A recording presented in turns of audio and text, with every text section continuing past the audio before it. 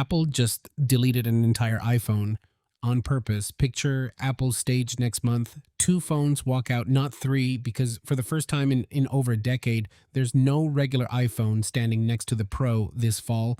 Apple pushed it all the way to early 2027. If you wanted the new iPhone this September, that's not really an option anymore. It's Pro or Pro Max or Ultra if your wallet's feeling brave. And underneath that decision is a number Apple fought its suppliers over for months, a display cost that just got cut almost in half. We'll get to exactly why that matters. But first, let's talk about the iPhone that just disappeared. This is the iPhone 18 Pro story, but it's really three stories stacked on top of each other. Why there's no base iPhone this fall, what Apple's quietly forcing its suppliers to do about pricing, and what's actually coming to the cheaper iPhone when it finally shows up in 2027. I've been tracking every supply chain report, every analyst note, every leak on this for weeks, and side by side, it stops looking random. It starts looking like a plan.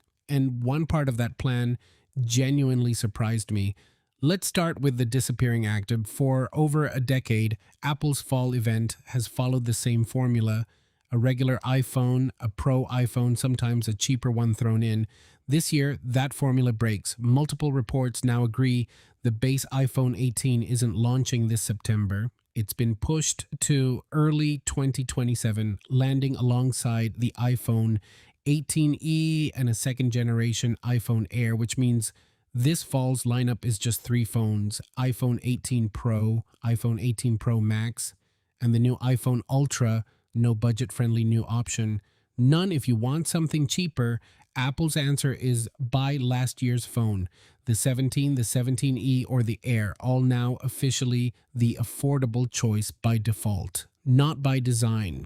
And here's where it gets interesting, because this isn't just a scheduling quirk, it's a bet.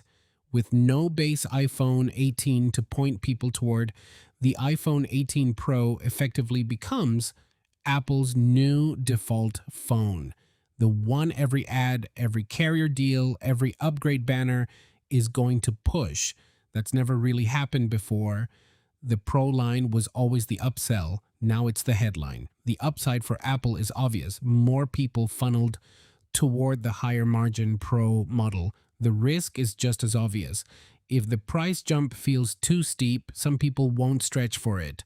They'll just keep their current phone, which is the exact opposite of what Apple wants heading into the holidays. So what does the phone that's skipping this year actually get once it shows up? According to analyst Jeff Pugh, two upgrades stand out. First, 12 gigabytes of RAM, up from 8 in the iPhone 17. Now, there's some disagreement here. Ming-Chi Kuo puts that number at 9 instead. Pugh's version has 9 gigs going to the cheaper 18e, and the full 12 saved for the base 18, even though both share the same A20 chip. Second, and honestly the more interesting one, a smaller redesigned dynamic island. The version debuting on the Pro models next month could trickle down to the base iPhone almost immediately, not a full generation later like last time. Remember the iPhone 14 Pro?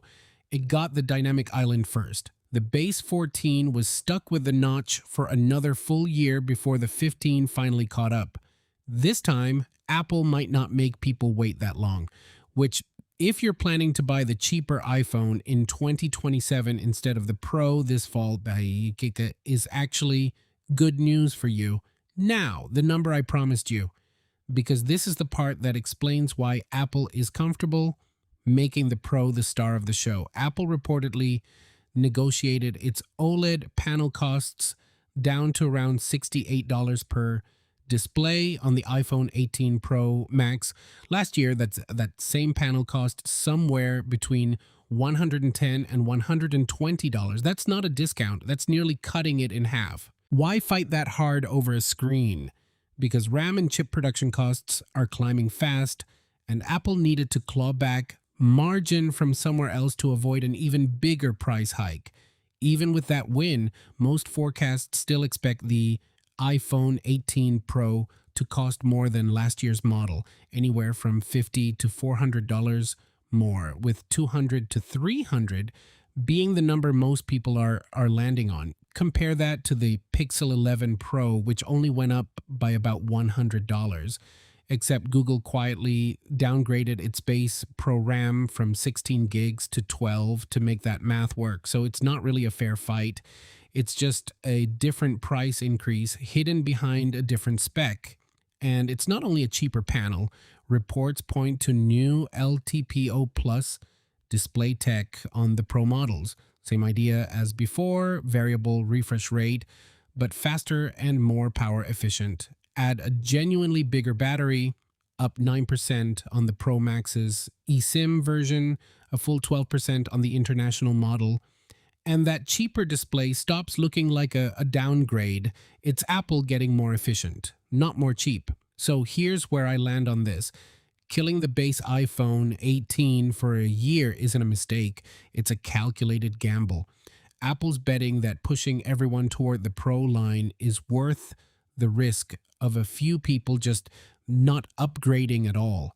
And squeezing suppliers on display pricing, that's Apple doing what Apple does best, hiding a supply chain war behind a keynote slide that just says starting at. If you were hoping for a budget iPhone this September, there isn't one. Your choice is Pro, Pro Max, or wait until 2027 for a phone that might honestly end up more interesting than either. I'll cover the real pricing the second Apple confirms it next month, because that number decides whether this whole strategy actually pays off. So, Pro this year, or wait for the redesign in 2027. Let me know which side you're on.